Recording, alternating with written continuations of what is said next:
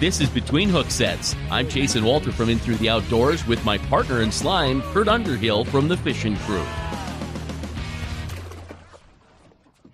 What is going on, buddy? It's been a day. I'm at the river. I'm at Brown's Hunting Lodge, and frankly, I'm in heaven. I mean, really, when it comes right down to it, it's possible that I might just, walk around a little bit, give everybody the view from outside. I think I'll disappear, but you'll be able to see the water. It's awesome out here. Boy, I'll tell you what, it's great to finally be at the river. I've waited an entire spring to finally make it out here. And I'm super excited. So, I guess there's nothing better than a little bit of heaven. Yeah, a little live remote from Whitlock's area, a little Brown's Hunting Lodge up there. So, are you? Well, we may end up having just a little bit of trouble. I can go back inside where the Wi-Fi is, and I can't get in that door. We'll see if we can connect it. If I move around a little bit tonight, I don't know that anybody's absolutely going to care, because we're just kind of having here. I'm going to just do this real quick so everybody can get a gander in here. Did you catch that walleye on the wall there? Oh yeah, that 84-incher. That's actually an 84-inch walleye here at Brown's. It's pretty cool. I mean, it's a pretty awesome deal. I could hang out in the kitchen. Does it matter where I'm really at? I could go upstairs to the office and hide. This is the part of Brown's that nobody gets to see this part because, it's the hidden part. It's the office and all that. But it is so cool here. Everything is so different. It's under new management. Louis Valence is here. Molly Olson's here. And these guys have it going on. There's video lottery and there's all kinds of fun stuff. So, it's really neat. I'm glad we got to just be outside for a little bit there, but because it was kind of fun. But let me plop down and get myself back in position. Oh, look at that. There's even a Browns deal there. So we're good. We're going to have a fun time tonight. Yeah, we got some great guests on tonight. We're going to start with the back-to-back national team championship NTC champions, Scott Rohloff and Lance Busse. And then we're going to roll into a little special thing that we didn't really advertise for, but we got a couple young guns sitting here with me, and we're going to talk to them here in a little bit. But let's not wait much longer, because this next guy, they pretty much caught that 84-inch walleye, because they weighed, 80-some pounds for fish on Green Bay? Is that Lake Erie, wasn't it? Lake Erie. Lake Erie. Yeah. Sorry, you won Green Bay the year before. I'm getting my 2 years mixed up there. So, 105 on Green Bay. what was Green Bay's weight? 105 for 3 days, and this was 80 for 2 days. 105 pounds. So, Scott Rohloff's on with us tonight, and back-to-back NTC champion. And Lance might join us a little later, but wow. Has that ever been done before? Has anybody ever won back-to-back NTCs? As far as I know, nobody has ever won two, period, but let alone back-to-back. So I believe that we are the first team to ever won two of these. And what an incredible accomplishment. But before we get into too much of the tournament stuff, let's talk about Scott. How'd you get into fishing? Where you're from? Who you are? I'm sure like most guys out there, we all got in from our fathers at a young age. My dad was dragging me out when I could, as early as I could remember, 3 years old, and I would be that kid throwing the little tantrum when he would ditch me for his boys or whatever, go fishing. Here I am stuck at home just yelling at mom, this isn't fair, blah, blah, blah. And just the fun times, from the bluegill fishing to the bullheads, and progressively throughout the years. I remember when I first really got into walleye fishing, it was probably when I was 13, 14, and got to experience Winnebago for my first time. But before that, it was always growing up watching like the Bassmasters, seeing all that, saying that's what I want to be when I grow up, and kind of went the other way with the fish with teeth. Yeah, that's okay. Right? But I'm gonna go on a limb and say, by the looks of the background, you made the right venture. I mean, yeah, I've been blessed throughout the years. Won team of the year in the AIM series, team of the year in the Green Bay Walleye series, won Master Walleye Circuits events, and then obviously the 2 NTC events. So been pretty consistent. so for people who don't know, the NTC is not this tournament you can sign up for. It stands for National Tournament Champions. You have to qualify the year prior. I'm going to throw a little jab in there. My complaint is they don't tell us early enough where it's going. So it's usually you're kind of fishing. A lot of guys are fishing blind for an event. They don't know where it's going to be, and so when you guys are qualifying for this, now, they announce it at this year's NTC, so we know for next year, but if you're fishing April tournaments, you have no idea where you're going to fish to qualify. Yeah, that's the part that kind of sucks. I wish you would know right at the beginning of the year and stuff. And like when we qualified for the Green Bay one that we won, we found out where it was from the NTC prior to that earlier in the year. They announced, hey, it's going to be a Menominee. Let's get an event and try this. And we did it with Lance's boat. At the time, I didn't have one. I had mine on order. And sure enough, we went out pre-fishing, found some really good fish. Lance blew his motor. Ooh. So here we are, blown motor. We got to get back in a kicker motor. It takes hours to get back, couple hours. Go out the next day on our kicker motor. Took us a couple hours to get out there, and we proceeded to do 53 pounds on a CRR format. So wait. You did it all in a kicker motor. We drove out in the Green Bay to get the launch out. There was this. We launched out of Fairport. It's called up in Michigan. There's a little channel. Big waves are rolling in. And these locals thought we were going to die. The Flathead said, "Oh, we're going to be calling Coast Guard, you guys." Lance is in the bow of the boat with the kicker, the bow mount, controlling the nose. I'm in the back operating the kicker motor, and we're setting it. Wow. Yep. Sending it at 4 miles an hour. Where is that in proportion to Little Sturgeon Bay and Sturgeon Bay? It'd be further north of there, right? Yes, that would have been like the tip of Big Bay. Yeah. There. Okay. So did you put baits down immediately, or was it full on mission to get to our fish? It was the coolest thing about that series is it was a trailer event, so we were allowed to drive wherever we wanted to go to launch from that thing. So that's what we did, and then you're allowed to leave as early as you want, get to your spot, and then wait till that 7 a.m. fishing time. Do a video of your boat surroundings, no lines in the water, and then you could start fishing. So we were there at 7 a.m. when we could fish already. Just got up there super early, and it was fun. I mean, didn't take long. Lance was just wailing on them, and like, okay, this is gonna work. And at the end of the day, we had 53 pounds, and we made it in, and we qualified for the Menominee event. That is so cool. Right? That's how this whole journey started. It was just the craziest story how this started to how we are right now. It's just. So did it feel like you couldn't do anything wrong? That everything fell into place every time? Yeah, it felt like it was meant to be. It just like a higher hand was helping this along. My father passed away a couple years before this. I took a break, and it's just like, say what you want. I mean, it feels like I have his presence sitting alongside the entire time, every time we're in these events, and yeah, it's in the same thing with the Menominee event. So Lance rebuilt his motor. He's pre-fishing his boat. I'm in my boat, and again, he blows his motor again. So here he is coming back from Chambers to Menominee, couple hours. He's calling me like, "Hey, I'm done. I can't use my boat." And I always said, I think him and I work the best together when we're in the boat together. I mean, he's brilliant with thinking everything out. I'm the guy that just wants to cast the line, catch the fish.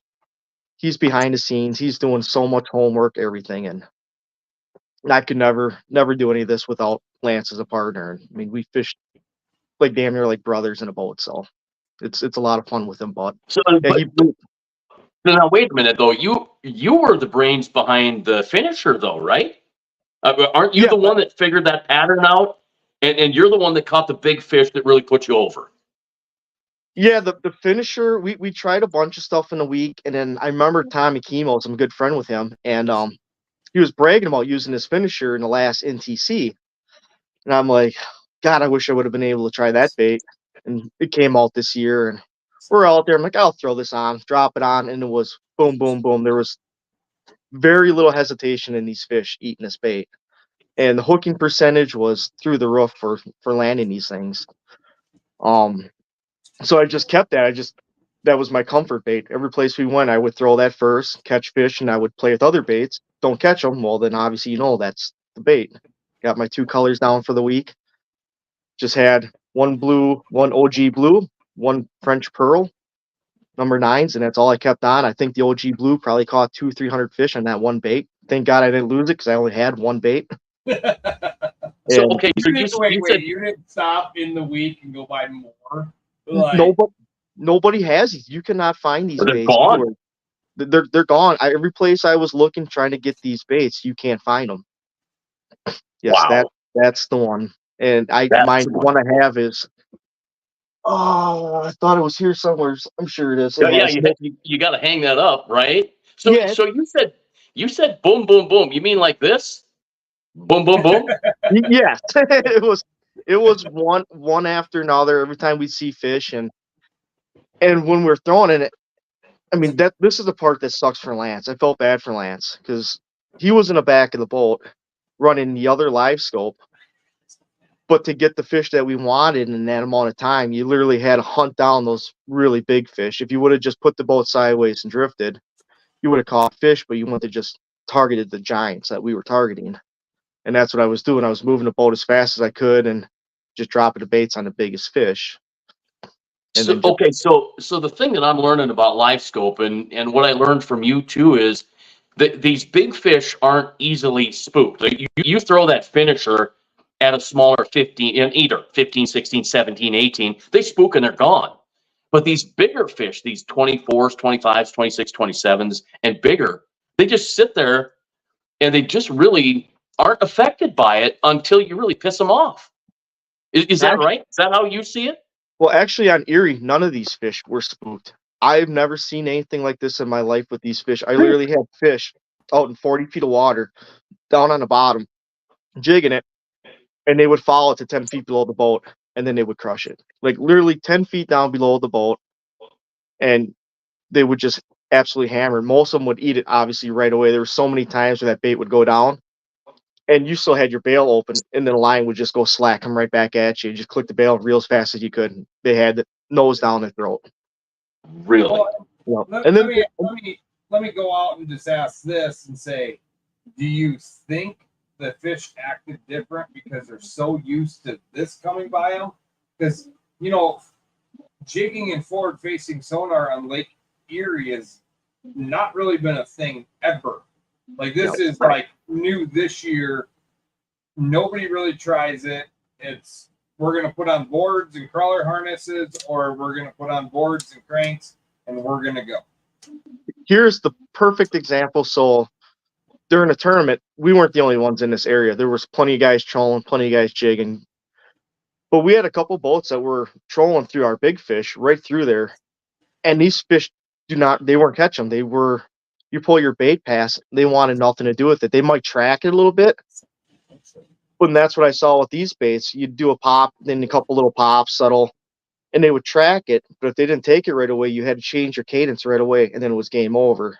And that's what the trollers couldn't do. They couldn't get that reaction bite that we could get by doing rod in hand and getting these things to go. Well, you go to trolling, and I've always jerk the line or do S's or change that speed of that crankbait, but we've never, it's always been kind of we're just going to change that speed, or we're going to do an S, or we're going to, whatever. But now with forward-facing sonar, you're watching these fish trail that guy going by you, and just watch them trail that crankbait, and they're not doing anything to it.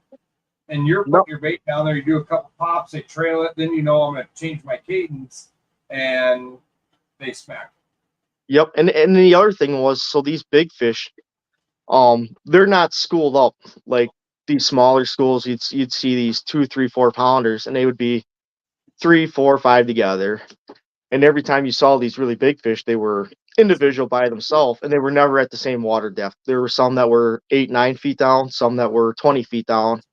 So you're running boards through there. You got fish staggered all over, so you have maybe one bait coming past them, but then again, you're not getting that reaction out of them, and they're not getting bit. And we saw so many boards. I mean, this one boat nonstop all day, and I think we saw them net one fish. So we come right behind them, see the fish, cast, jig, catch them. So, and Lance, I mean, he played with plastics. Plastics out in the mud early in the week was just as good as the finisher for a while. And then for whatever reason happened, once we went shallower, they wouldn't even give their attention to these plastics anymore. Every now and then he could catch them on the depth jig with half a crawler on that and get them to come back to the boat, and they would hammer it that way. But there was nothing that compared to these baits. And I've never seen what's that? Did you put the traditional jigging wrap at them? Did you do any of that, or was it just I'm grabbing this finisher and I'm going? So the only bait that I did not try all week was the jigging wrap, and that's one of the first events I've ever won jigging was off a jigging wrap. And not quite sure why I didn't, but I tried some of my favorite baits from back home, the blade baits, the hair jigs, the jerk shad, the Berkeley jerk shads, the Kitex, every kind of plastic that you could think of, these different baits. And I never once caught a fish all week on a hair jig, which back home it's just lights out. Never had a bite on a blade bait. Again, I've won numerous events on the blade bait. And that's why I can't wait to get this weekend, Memorial Weekend. I'm going to go up to Cedar River. I'm going to play with it up there and see what I can't do with these things. So did we try Chasen's favorite bait, the credge? Yeah, right on. I have not tried the credge, but that definitely has my interest peaked. I've been watching a lot of videos on that, and it looks pretty good. Well, especially with fish higher in the water column. Yes. You should be able to fish that thing at any depth and go to it. I'm trying to remember, was it Billy Atkinson that said they caught 12 walleye over 26 inches high in the water column? Yep. Yeah, so perfect. Yeah. So, and that's the crazy thing about the live scope or the live sonar. We find out that walleye just don't live on the bottom anymore. They are down there. I think if you're hunting the big walleye, they're predominantly on the bottom. Lake Erie's a whole different monster. If you're going to have a 28 incher or a 30 incher, in 8 feet of water when you're fishing in 20 feet of water, I don't know that we're going to see that back home, but or the Dakotas here on Lake Oahe, that type of thing. Even though we've got 100 feet of water here, they may be in the willows or something of that nature. But it's just amazing how you can find these big fish, and to find out and learn that they're higher in the water column. It makes guys like I don't even want to call myself a weekend warrior because I don't even fish that much. I wish I could fish more, but the wind was blowing. But and then I could make an excuse. But the crazy thing is, it makes it tougher for us because we used to just strap on a bottom bouncer, throw out a spinner, and go. And I'm sorry, I don't mean to steal the conversation, but the thing that I learned on my last trip out a week and a half ago was I watched the bouncer on. So I used a heavier bouncer on my live scope behind my boat, so I could see how fish reacted to the bouncer. Those fish like the bouncer more than they like my spinner with a worm, a leech, or a minnow. It's amazing. And so I wonder if the spinners just, we've downsized, right? We've gone to the little props, gone to the little blades. We need to go to the bigger blades and get the reaction bite with these spinners now, more so than bringing dinner through, right? Right. And here's another thing though I've learned with live scope, that it actually hurts probably more people than it actually helps if you rely solely on that. Like back home, Green Bay, Door County, there's so many times where I'm catching fish and you look at live scope and they don't exist. You can see, you pan all over, you are not seeing these fish. They're laying that tight to the bottom. They're laying behind boulders on the sharp breaks. And they're not inactive fish. That's just what they do. These things are hunting gobies. They're not up in the water column. And you'll have guys come past us, and they're scanning and wonder why we're fishing. There's nothing there in their mind, but they're there. They're laying tight to the bottom. And I've seen the best example was the one that Lance and I won to qualify. Schools of walleyes. I mean, we're talking 15, 20, 30 walleyes in these schools in 30 feet of water from 15 feet down right to the bottom, just all big fish. Cast in there, hook one. You watch that whole school settle right to the bottom and just disappear like they didn't exist. Literally 5 minutes later, you watch them in the same spot, rise right back up. They never left, throw it back in there, you catch one again. It's just, That's amazing. if you rely solely on that thing to find the fish, it can hurt you more than it can help you. So it definitely has time and place. That's amazing. You said Door County, so I'm sorry, but I'm going to pop this up. Anybody recognize this place? Isn't that Howie's Tackle? Nope. Nope. Nope. It's in Algoma. It's the hardware store. Ah. Brian's favorite place on earth. We just had Lance join the other half. Hi, Lance. The two-time NTC. Hey, everyone. Hey. How's it going? Scott was just going through, Busy. like we're talking fork racing and all that, but we kind of got a little background on Scott. Let's get a little background on Lance on how, you got into fishing. We hear you're the technical guy. Scott said he's the meathead and he just throws the jig and I didn't mean to call you meathead. He did not say he was meathead, but he said, I just go out there and throw, and Lance is like analytical and he's got everything dialed in. And let's talk about Lance a little bit. Yeah, well, don't mind the pink eye. I got that when I got home from the kids, but that's why I'm wearing glasses. But yeah, so I have 3 kids running around with soccer practice and baseball games and all that. So sorry I'm late, but yeah. Well, that's all right. I've been walleye fishing for quite a while. I'm just checking my schedule to make sure that you don't miss the next podcast.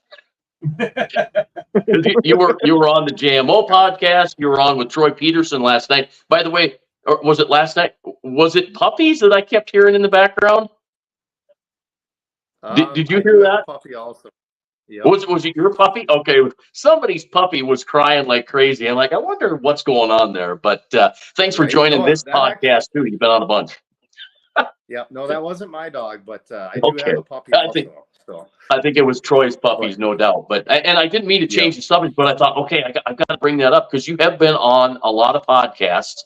We gave the limelight to Scott here, which is great because we were talking about the finisher and how he said that he couldn't do anything without you and that you're the main guy. And I'm like, wait a minute, hold the phone. No. You're the one that pulled out the finisher and made this happen. So absolutely. So brag on Scott a little bit, and then you can talk about yourself. Yeah. So he can talk all he wants. I am more analytical maybe, but he's just got the raw talent. You put fish in front of him on that live scope, and he will put them in the boat. So, it's a great 1-2 punch to have.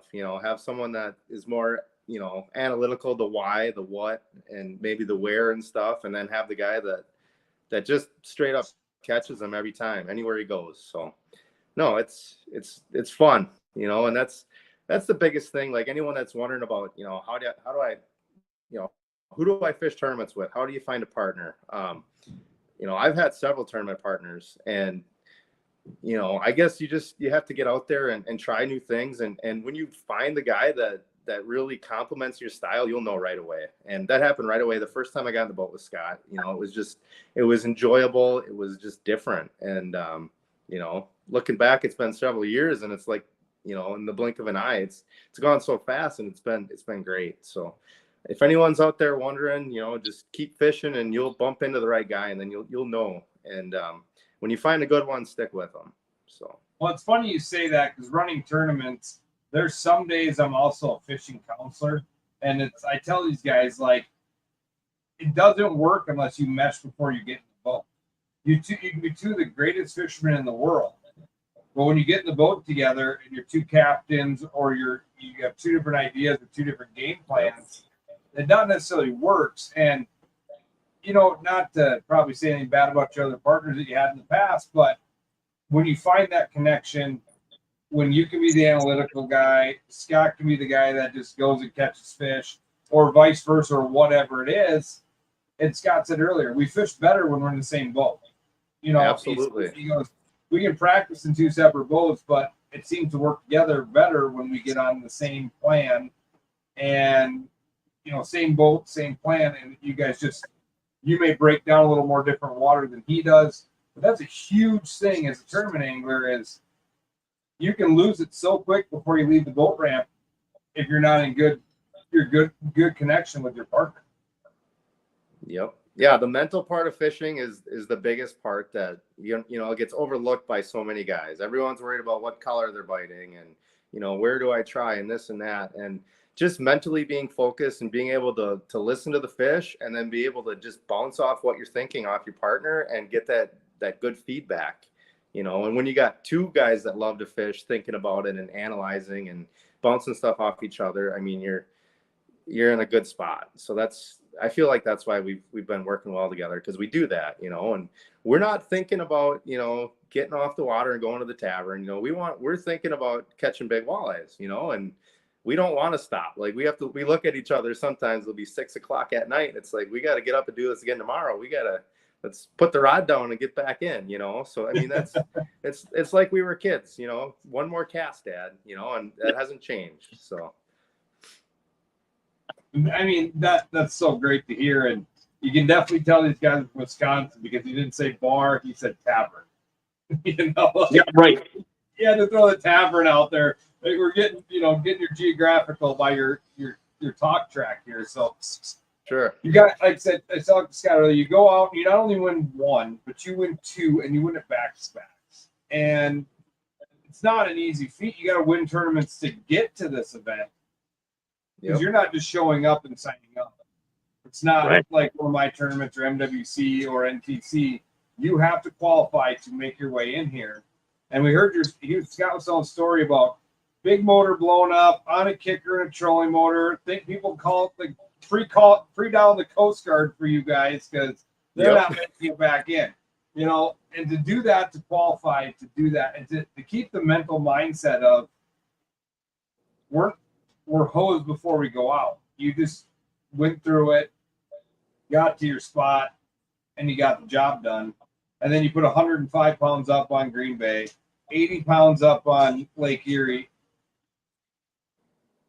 and forward facing on Lake Erie on top of that. That is just, you know, up until this year, no way would you have thought that.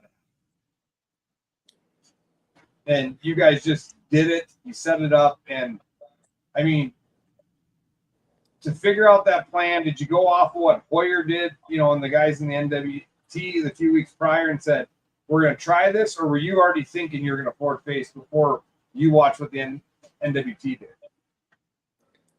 You want to take that one, Scott? Sure. Help me out here, though. Yeah, a lot of this was based off of what the NWT boys did, what Hoyer did. That just gave us the confidence that we could go out there and do that. You know, we're pretty good at jigging, we at least in our minds. And on the way up, actually, there we were listening to podcasts from Hoyer and a few others. Just great information. Everything you could ever want to know is out there if you're willing to look for it and listen to it. But yeah, with what Hoyer said and others about jigging, we just had to use something different. But we tried doing what Hoyer did at first, and I was kind of stuck on that, and I'm glad Lance pulled me off of that because I kept thinking, you know, we had to be out there in this mud, get on these schools of traveling fish. And I mean, you could catch 100 fish days, but they were 14 to 20 inches with the occasional 22 to 26. And if you got lucky, you got a unicorn 28. But there was just no consistency to it. And then that's when Lance, you know, let's go do what we do. And we go fish structure, went up, hit a spot, and sure enough, everything seemed to be bigger. They were now 24 to 27s. And we just carried on from that. You know, we just kept working on that progressively through the week and ended up finding the best spot when I was hoping it was going to be the worst spot. I didn't, because we were watching the winds. Everybody knew what was coming for that event. There were going to be these great big winds. And it was 21 miles to make that run, which isn't anything, but when you're on Erie and you're talking 4 to 6 foot waves, I'm It's a little long nervous time. about that. I'm like, so we go there, and I'm literally told Lance, like, I'm hoping we catch nothing. Because I was fine with the spot that Lance figured out where we're getting 30 to 35 pounds off Avon. Like, nope. So we go over this place called Fish Haven, and yeah, after fishing for a couple hours, we pull almost 40 pounds the first day just playing around in there. And then we checked it again the next day, but further down the line, and there was more big fish. There was just no end to these big fish up shallow, and to our surprise, and nobody else had really figured out that pattern. Tell And them about. so did you gotta figure tell out the 'em about pattern the- because of live scope? It was live scope that helped you find those fish and create the Yeah. pattern. Yes, live scope showed us the big fish. We actually, the first day we were up there, we were playing around over by there, out in the deep, catching tons of fish, small ones. And then we took a boat ride over that piece of structure, high-speed graph, and never saw fish, never set down to fish it or whatnot. So when we came back the next time, we actually just sat down, put the live scope down, and there they were. There wasn't many. That's why we didn't see them when we high-speed graph, but they were the right ones, the big ones. So Yeah, and the one day we were in there, and I think it was the second day that we were really expanding. You know, we kind of knew where the big ones were, and we just went west and east, kind of along the rock point, looking to see how big of an area the fish were in. And John Hoyer pulls up, right? And Scott's like, "Oh, don't catch one. Just whatever you do, don't catch one. We don't want him, seeing us here." And so we didn't blind cast at all the whole week, right? We were casting at fish on the live scope the whole time. Well, we didn't want to catch one. So what does Scott do? He starts blind casting. He's not looking at his live scope. He's pitching just random to make it look like he's fishing, because we didn't really want to clue anyone in because we were inside and he was out on the break. And that's where the majority of the boats that we had seen had been working the break of this rock point rather than up on the rock flat. And doesn't he cast out, blind cast, and he hooks like I think it was an 8 or 8.5 pounder, right? yes, And then Really? he's got his drag loose and he's got his rod. He's jigging the rod. He loosened her all the way, and you can hear him ripping his drag going out, acting like he's jigging. He did it for like, I don't know, seemed like 10 minutes playing with this fish till his line was almost all gone. The only And time in your life eventually- you're begging it spits it. Yeah. That one choked it. It wasn't ever going to get off. So eventually we, discreetly landed it in the back of the boat, and it was like an 8.5 pounder. And I'm like, I hope he didn't see that. And I think we actually bumped into John Hoyer on the way back, and I think we told him that story, and I don't think he had any clue that we caught that one. So we got lucky there. That's awesome. That was a fun little story for sure. Yeah, that's very interesting, because if John would have seen you do that, he would have figured out a pattern there pretty quickly. And it'd have been he'd have given you a run, because he is deadly on that forward facing sonar and jigging. Yep. Yeah, and normally, like, we don't worry about who's where or any of that, but it's like, I told Scott, I said, don't worry about it. It doesn't matter. Even if, say he's on the same pattern as us, I said, we can still outfish him. Like, the confidence thing. And, we try not to worry about what anyone else is doing, because we can't control it. And it doesn't, the more of your brain power that's going towards wondering and thinking about hypotheticals with other people, the less you're really focused on the fish. So, we did that, we just didn't want him to see us catch one. But other than that, it's like, it is what it is. Let's just focus on the fish. So, Well, it seems like a winning attitude, Yeah. You've gotta keep doing what you're doing. And frankly, John Hoyer fishing there that's intimidating. can be. Maybe not for you guys. It's intimidating when I run into him at the Bassmaster Classic and try to get a selfie. I'm intimidated, but Sure. to be on the water and out there, knowing what he knows and knowing what you know, that you're good enough to be better than him, and that confidence. I think it's fantastic. That's a great story. thanks. Yeah. Well, Thanks. I mean, you got the number one walleye guy in the nation currently pulls up next to you, and you bluff him out of a fish. I mean, like, that's like bluffing Phil Hellmuth out of a poker hand. Like, and you're the rookie guy. Not saying you're rookies, but like, you're the new guy at the World Series, and you bluffed the best guy in the country out of it. And what a great story. And to not lose your confidence going, oh shit, he's next to us. Like, we just got to do our pattern. No matter if he figures out this pattern, we're going to stay after it, and he's got to beat us. Exactly. Yeah. Yep. It's all in the mindset. If you let those hypotheticals creep in and get worried about him being on your fish, and then you get all worked up over nothing, it's not going to help you. So, yeah. I mean, we just had a little talk about it. It's like, we're good, and we moved on and caught more. So day one of the NTC this year was canceled. Yep. You find these fish in the pattern. Did you went, uh-oh, big wins, what's going to happen to our fish? Or did you put in on day two and just know it was game on?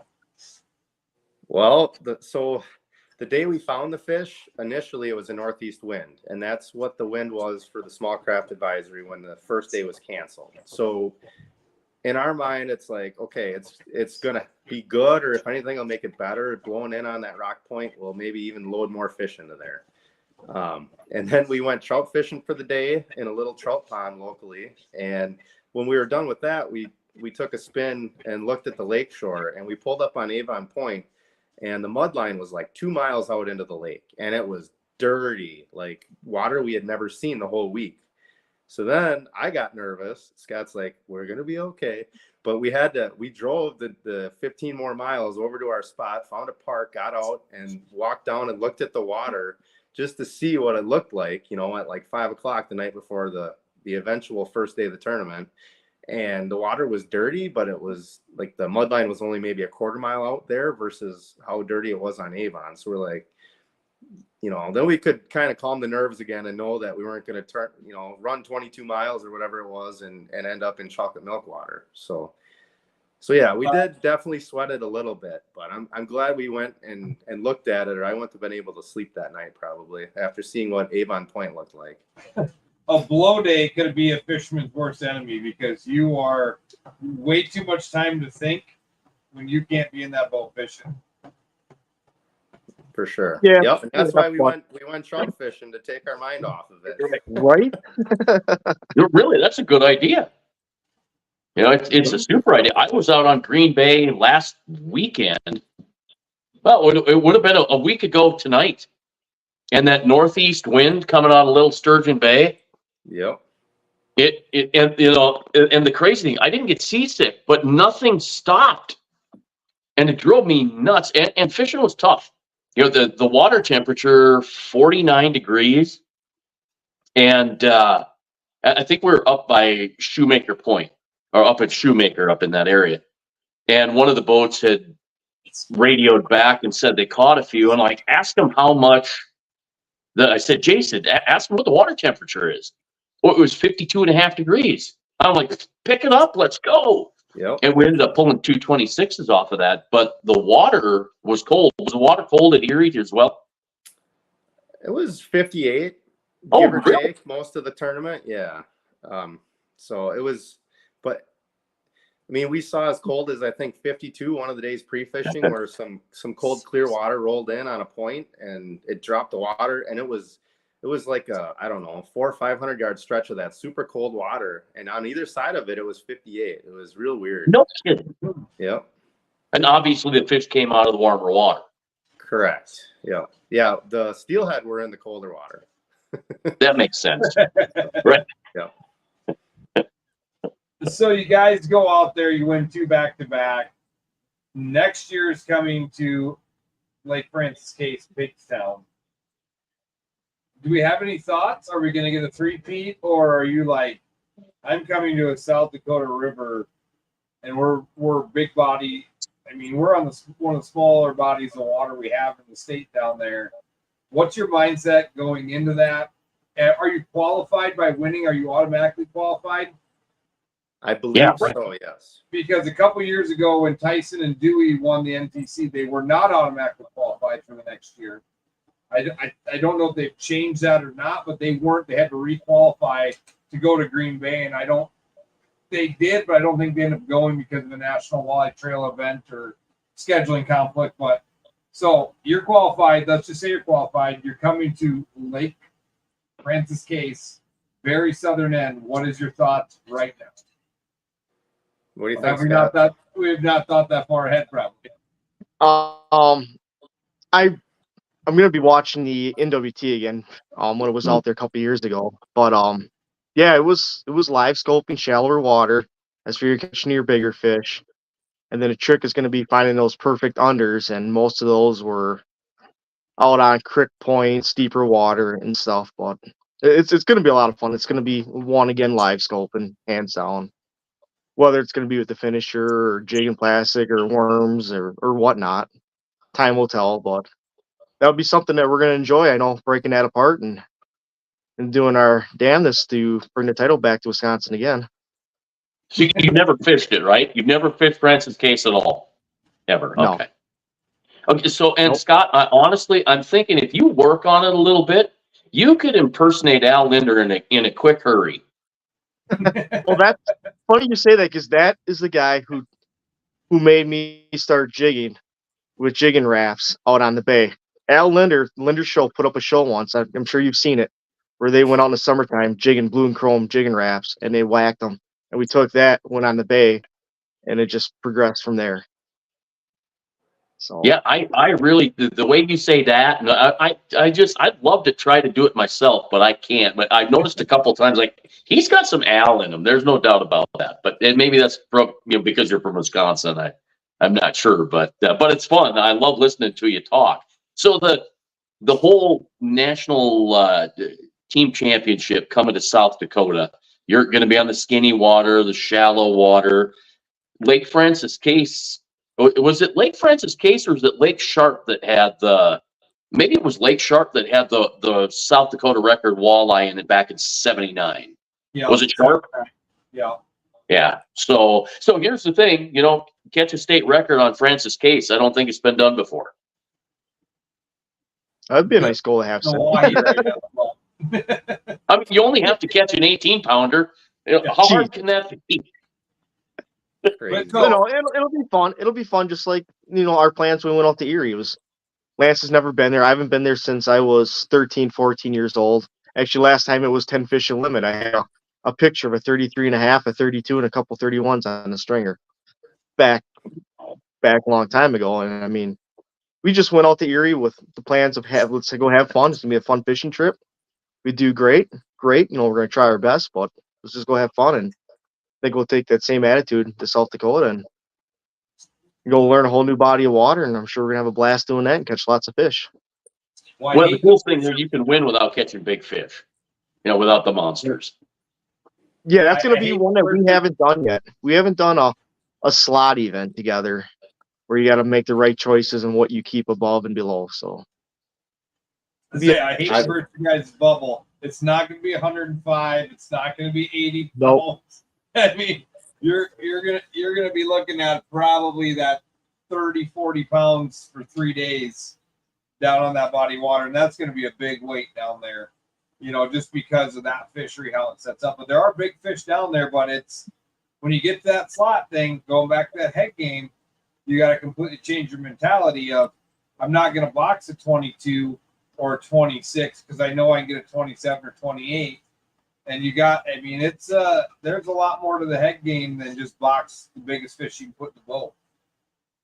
Yeah, and I've done one slot tournament. I actually fished the NTC when it was on Lake Mille Lacs in Minnesota, and that slot they had to be under 17 or 1/28, and they're picky there. We actually our strategy for that tournament was to find the perfect unders. We were catching like 16 and a half to 16 and 7/8, 17 and a quarters, those perfect slot fish. And we found some that were fat. And we didn't catch an over all week, right? Well, the first day of the tournament on our spot where these perfect unders were, the slots, whatever you want to call them, we got a 28 and an 1/8 inch walleye. So, of course, we're like in fourth place on the first day. And then the second day, a team ended up fishing right on our spot that saw us catch them. We were catching them I bet you we caught 40 fish on the first day of that tournament. And that other boat was fishing like 100 yards away from us, and they probably caught 10 all day, right? So don't you know what? We had a late boat number on the second day. We get right to our spot, and that boat is sitting right on our waypoints. And they were rigging leeches because it's one rod in Minnesota. They were holding, you know, their Lindy rig, and they would let the current take them one way. They'd spin the boat around and go right back over it. So they never allowed us to even get onto our spot. So long story short, we didn't have a very good. We ended up having a scramble. We had a smaller limit of fish the second day. We made the top 25 cut, and then the third day they didn't make the top 25 cut, so we had the spot to ourselves again, and we had the biggest bag of the top 25 on the last day, and we took second place in that one. We were like 0.8 something pounds away from winning both then. And if we would have just had that spot, you know, it's like, yeah. And that wasn't even the worst part. Back in the day then, you could fish the Masters walleye circuit, and in conjunction with the NTC, and it was $600 to enter. And my partner Steve and I at the time, you know, we're like, well, we've never been to Mille Lacs, you know, that's another $600. We were already paying for lodging and this and that, and we didn't put our money in the pot, and neither did the guys that won the tournament. So had we just put $600 in, we would have walked away with 20 grand that day. So, and we had to drive 7 hours home from Minnesota, realizing what we had done. And it was ever since, I mean, I've learned a lot of lessons the hard way. You know, if you're confident in yourself, you should be in every big fish pot and side pot and everything you can. You should, you know, I learned that the hard way, and that's stuck with me. So I've had plenty of guys that do not get in the big fish pot because they think it's bad luck. And they don't get in the side pots because they think it's bad luck. And I'm like, well, you know, thank you. I'm writing 7th place, a side pot check, because you decided that it was bad luck. Yep. You know, but hey, you know, it's mental. It's people have superstitions when it comes to fishing, just like they do a lot of other things. And yeah, if you can overcome the mental game and stay cool, calm, and collected out there, you're gonna outfish most of the rest of the field, because you're not in your own head overthinking things. And sounds like you guys are dialed into that.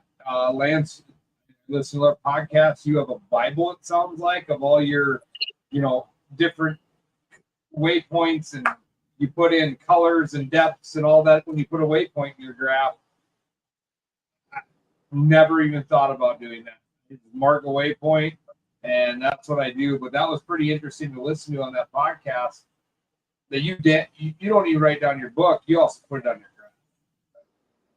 Yep. Yeah. And then like another thing I'll do, a lot of guys probably don't do this, and maybe I shouldn't tell the world this, but like, say you go fishing a day, and you know, you put waypoints in throughout the day, you're catching fish, you don't have time to necessarily put everything in that you want.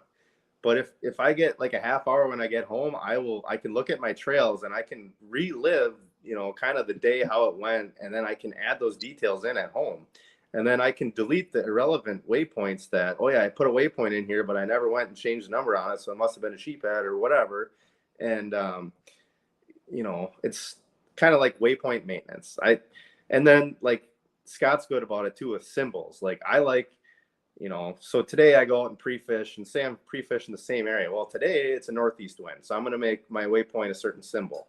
And then tomorrow I'm fishing the same spot, and it's a totally different wind or different weather. It's sunny or whatever the difference is. I have different icons for different days. So then I kind of, you know, if things are changing or if the fish are migrating, you can kind of almost, it'll jump out at you just by looking at your waypoints. So, I mean, there's a lot you can do with waypoints if you're paying attention to kind of, you know, especially when you're in a pre-fishing situation where you're fishing multiple days in a row.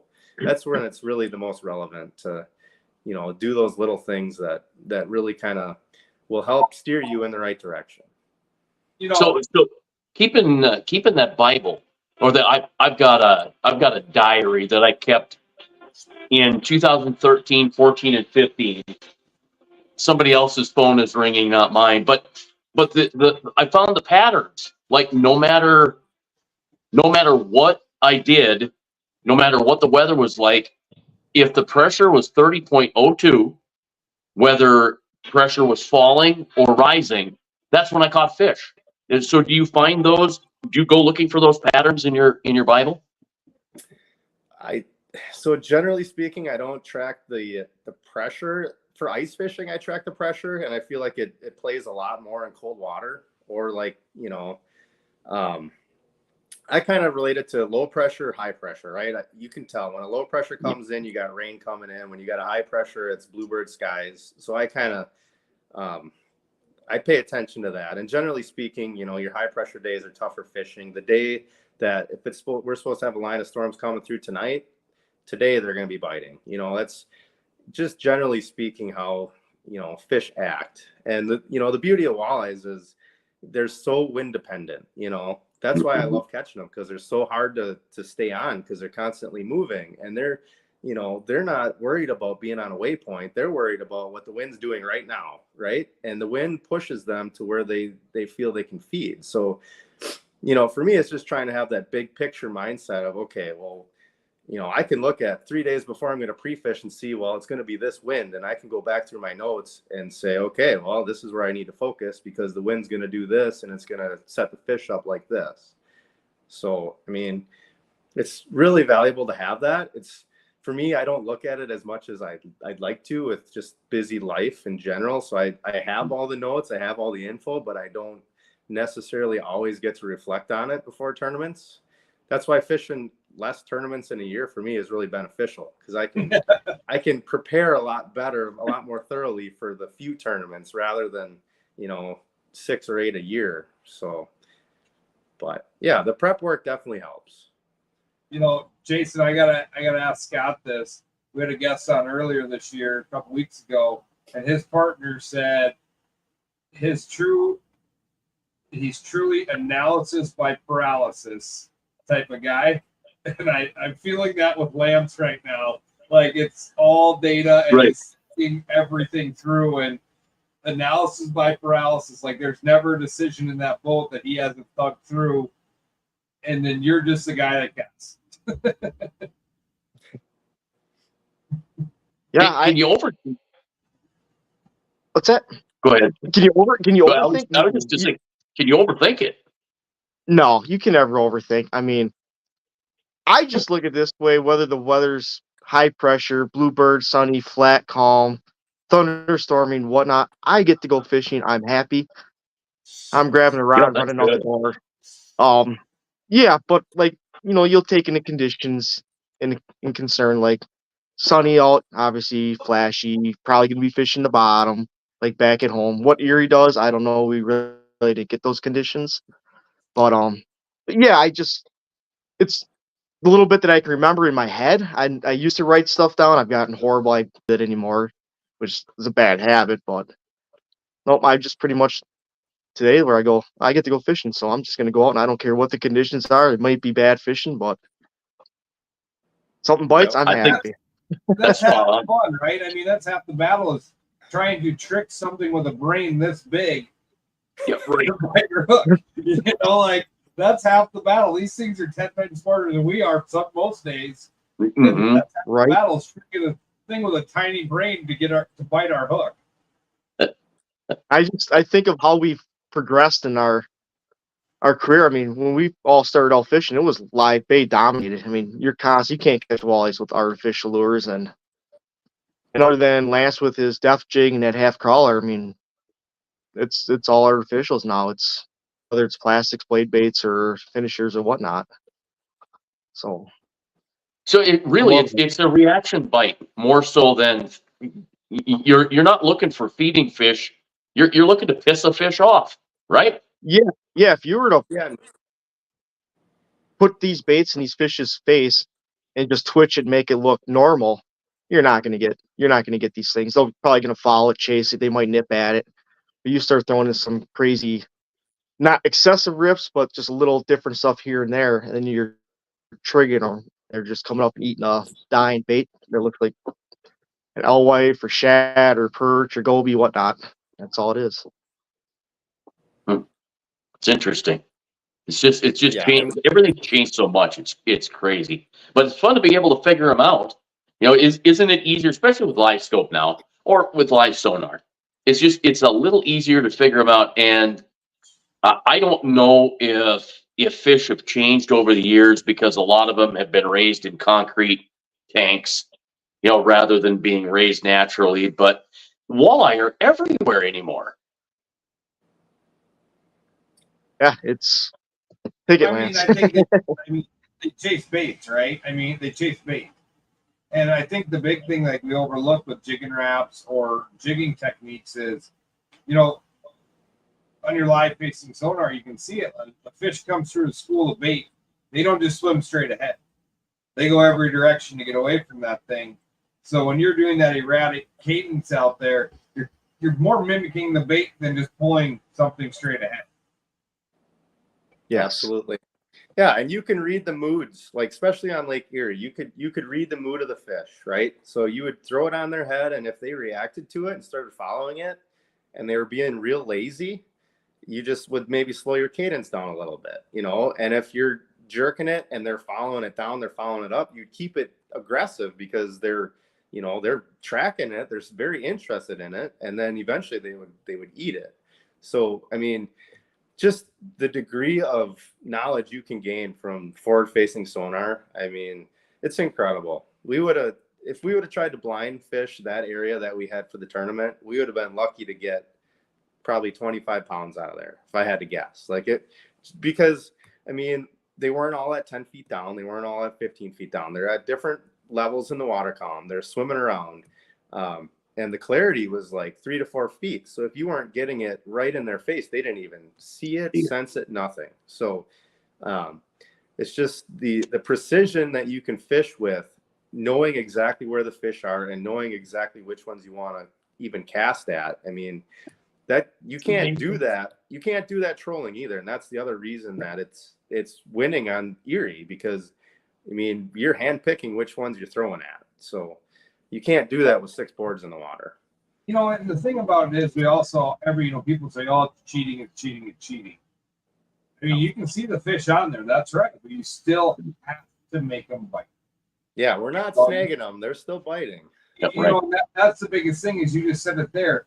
You're reading the fish. Yes, we're not doing that trolling or 2D, but we've always read the fish in 2D or side imaging, just not like we are in forward facing, but you still have to make that fish bite.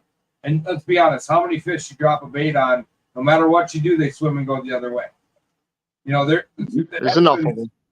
It happens more time than not, right? I mean, you can do everything in the world.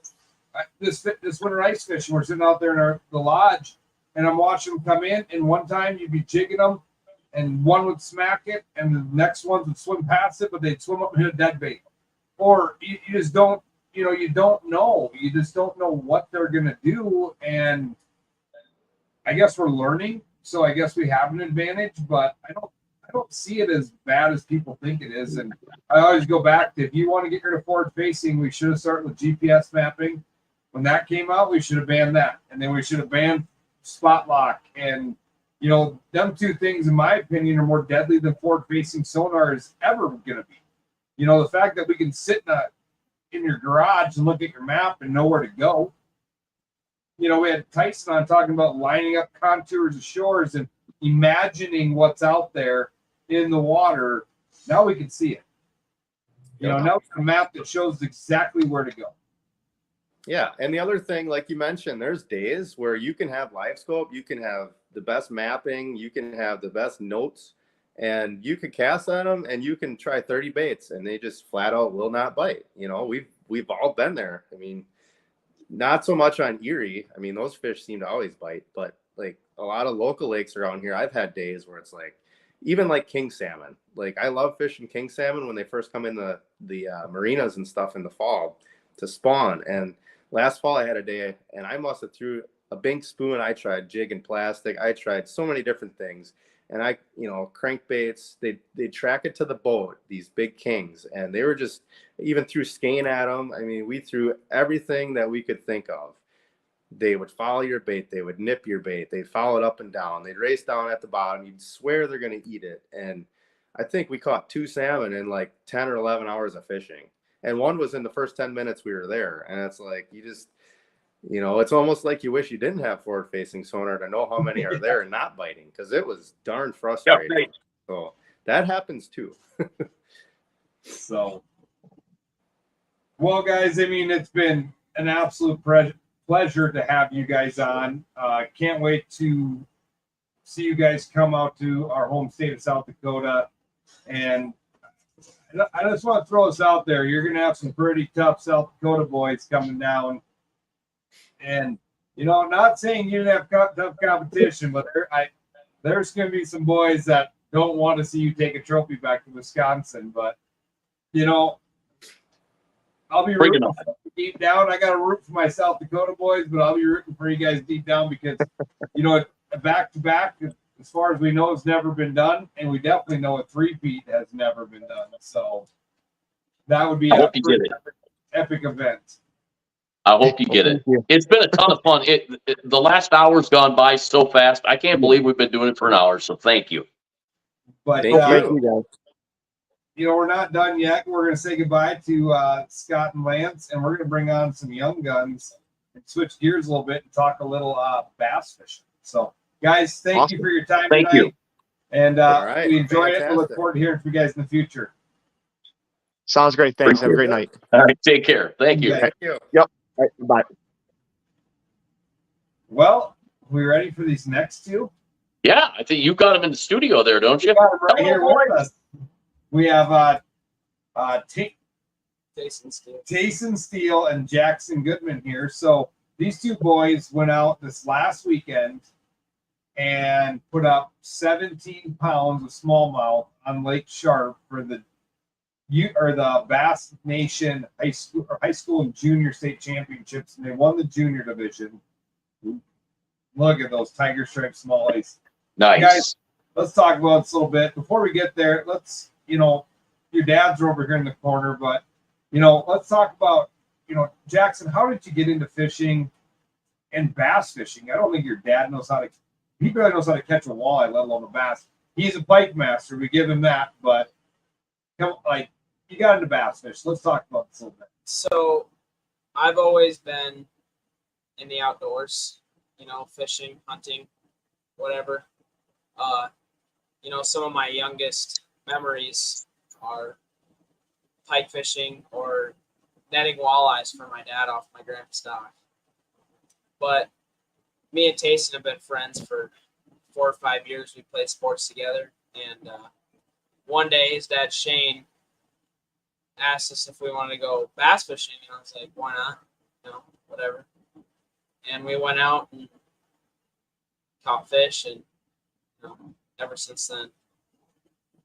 So it's really, my dad really doesn't have much to do with my bass fishing, but he's a pike guy though. So, but he also got you into. He is the one who got me into fishing though. I mean, you guys pulled up into my house here, fresh off a paddle fishing trip. So, yeah.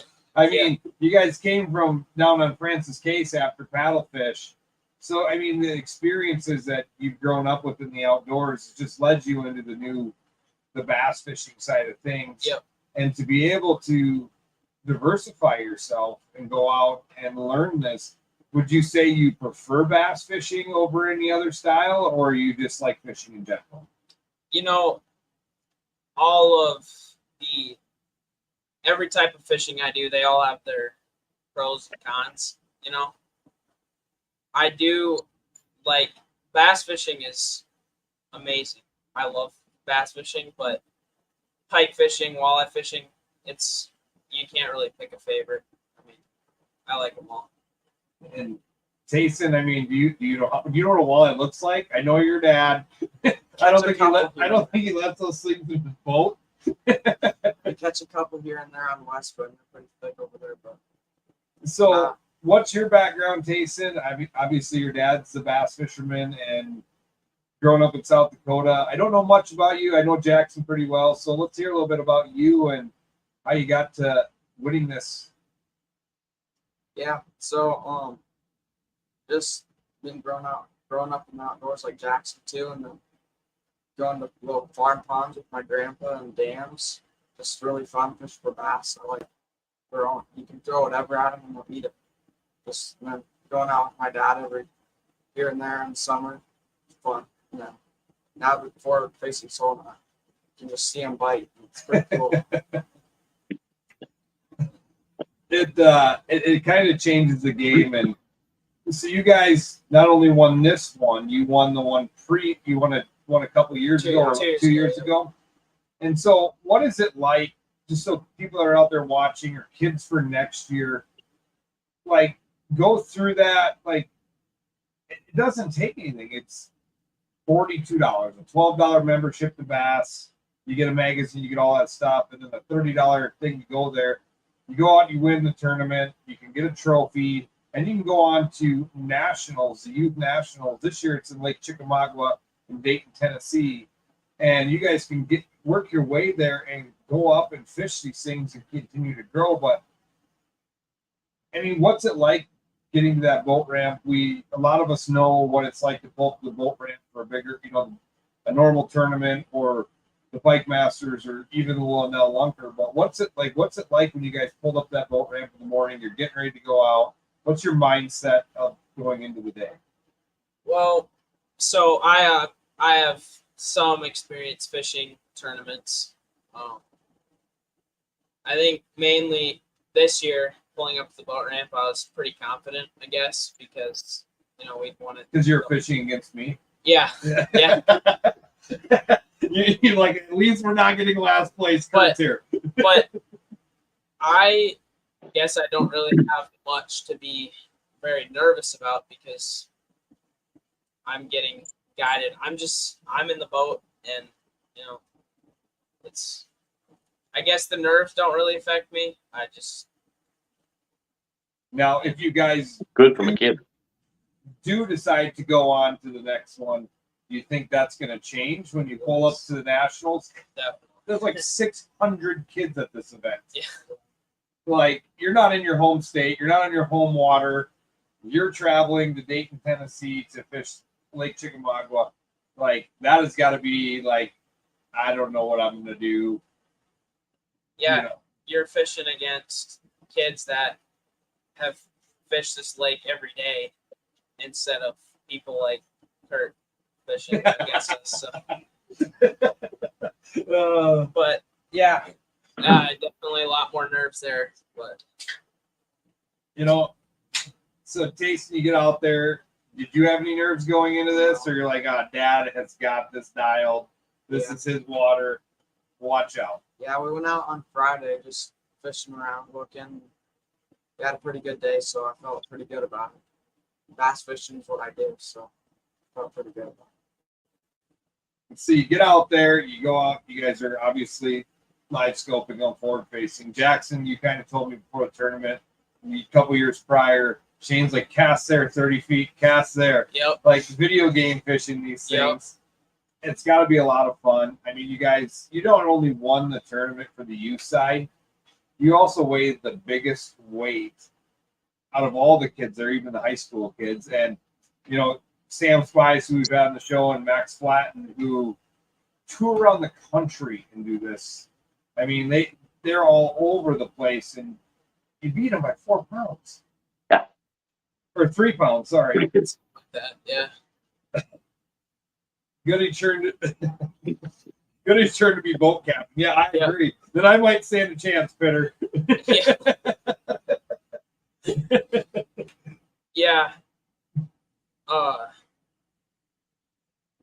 But you pull up on these fish, you're out there. Like, if you're a kid that's just looking to do this, and like Jackson, your side of it is, you've grown up in the outdoors, you fish, but you never really bass fish until you met Chasen.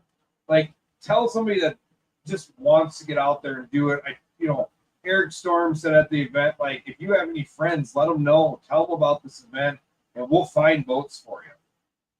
So, yeah, I guess to get into bass fishing, there's obviously different techniques that you have to use. Like, if you're a walleye fisherman, you're not going to do the same things as when you're bass fishing, but it's not a really about whatever. You can just throw it. It's not a very difficult thing to join a tournament, it's about having fun and catching fish. But for a kid that wants to join, definitely. Yeah, and I felt terrible for the two boys by boat, but they got pizza afterwards, and we did catch one fish. And in my defense, I had fish on the live scope. They just didn't connect with them, and I'm pretty sure they were carp because we caught a carp. Yeah. But I didn't tell them that. So I hope they're not watching this to know that I was like, oh, after that carp was caught, like, we got to go because we got to find some more fish. But, you go out there and you do this, and it's just everybody there was like, there was no resentment towards anybody. Everybody was excited. Yeah. And it's an open thing to anybody. I mean, if you don't have a boat, reach out to, Eric Storms or myself or Shane or any of these guys, and somebody will find a boat to put you in because they're growing the future of the sport and trying to get these kids to continue to do this. And, did you go back to, you didn't go back to school because you were out, but like, what do your buddies say to you when they hear you win this, or they're like, oh, what are you doing fishing a bass tournament? Like, yeah, so I get some grief from family members or friends like, geez, you're switching over to bass fishing now. I thought you were a walleye fisherman, but it's cool because when people acknowledge that, I guess, because you don't think it's that big a deal, but like I tell people, it don't matter if it's a bullhead or a bluegill or a bass or a walleye, it's fishing. Yep. Right? I mean, at the end of the day, it's fishing, and we're all out sharing the love of fishing. Yep. And, you make some of your best friends, your lifelong friends, honestly, in the outdoors. I guarantee if I look over at your two dads, some of their fondest memories in their whole life involve being outside hunting or fishing. And you two will remember these memories or have new memories or make these memories with your buddies or your dads or whatever it is. And that's some of the best memories. I don't remember the video game I played on Nintendo back in the day. Like, I don't remember that time, but I do remember that first duck I shot or that first walleye I caught. One of my earliest memories of fishing is bluegills off our dock in Minnesota with sweet corn. Yeah. My grandma gave me a can of corn and a hook and said, go to the dock. And then my dad was mad because I made every bluegill I caught. Yeah.